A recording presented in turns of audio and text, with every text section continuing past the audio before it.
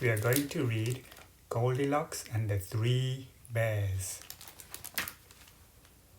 Once there was a little girl called Goldilocks. What a sweet child, said someone new in town. What do you think, said a neighbor. One morning, Goldilocks' mother sent her to buy muffins in the next village.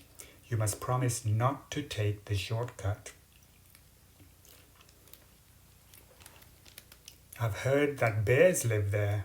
I promise, said Goldilocks, but to tell the truth, Goldilocks was one of those naughty little girls who do exactly as they please. Meanwhile, in a clearing deeper inside the forest, in a charming house all of their own, a family of brown bears was sitting down to breakfast. Patooey, cried big old Papa Bear, this porridge is scalding. I've burned my tongue. I'm dying, cried Baby Bear. Now really, said Mama Bear, who was of medium size, that's quite enough. I know, said Papa Bear. Why don't we go for a spin while the porridge is cooling? Excellent, said Mama Bear. So they got on their rusty old bicycle and off they went. A few minutes later, Goldilocks arrived at the bear's house. She walked right in without even bothering to knock. On the dining room table were 3 inviting bowls of porridge.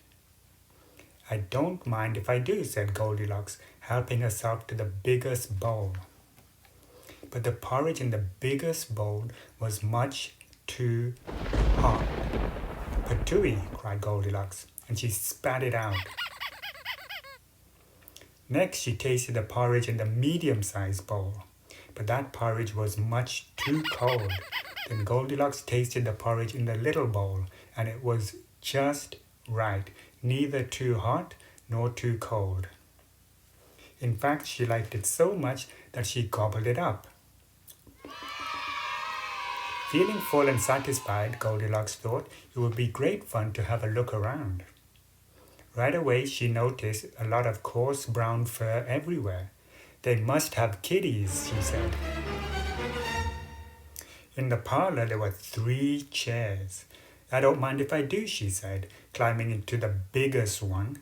The biggest chair was much too hard, and she just couldn't get comfortable. Next, she sat in the medium-sized chair.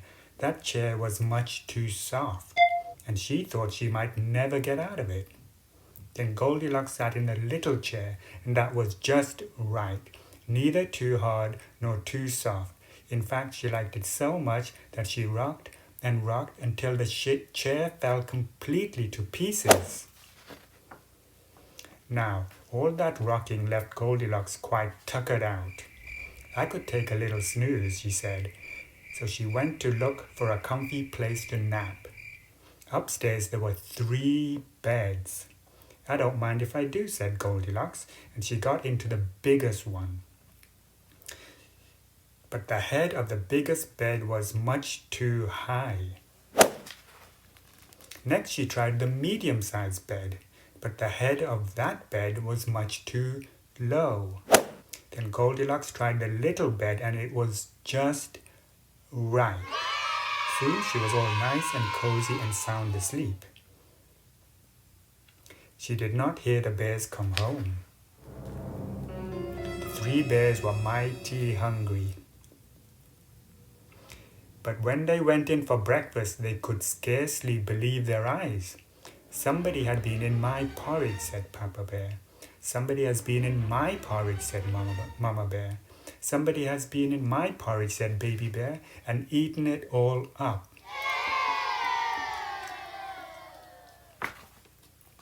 In the parlor, the 3 bears were in for another little surprise.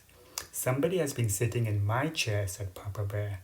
Somebody has been sitting in my chair, said Mama Bear.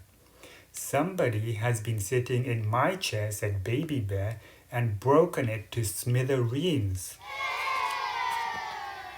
The 3 bears went upstairs on tiptoe, not knowing what they would discover.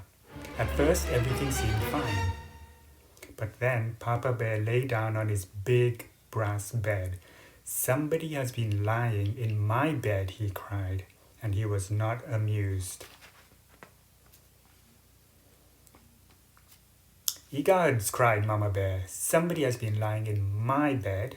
Look, cried Baby Bear, somebody has been lying in my bed, and she's still there. Now see here, roared Papa Bear. Goldilocks woke up with a start, and her eyes nearly popped out of her head. But before the bears could demand a proper explanation, Goldilocks was out of bed, out the window, and on her way home. Who was that little girl? Asked Baby Bear. I have no idea, said Mama Bear, but I hope we never see her again. And they never did. The end.